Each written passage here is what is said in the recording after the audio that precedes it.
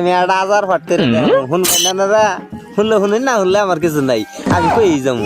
লাঠিয়াল মালিক সর্দার বলুন জনাব। ও মহাবীর বলুন জনাব। শিকার করতে করতে আমরা বড্ড ক্লান্ত হয়ে পড়েছি।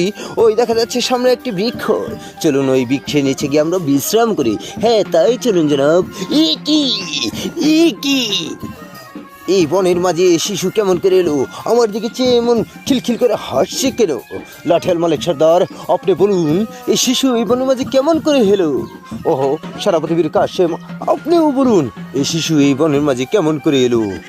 তুমি মাফ করবেন জনাব, আমার মনে হয় এই কোনো দুশ্চরিত্রা নারীর পাপের ফসল, তাই তো পড়ে আছে এই বনের মাঝে জনাব। না না না, সেনাপতি বীর কাশেম হয়তো জুট কথা বলছেন। এই শিশুটি হয়তো তার বাবা মার সাথে কোনো দুর্ভোগে রওনা করেছিল, আর একটি হিংস্র জানোয়ার এসে তার বাবা মাকে বক্ষণ করে নিয়ে নেয়, আর শিশুটি এই পথের মাঝে পড়ে রয় জনাব। হ্যাঁ হ্যাঁ, তুমি ঠিকই কথা বলেছ।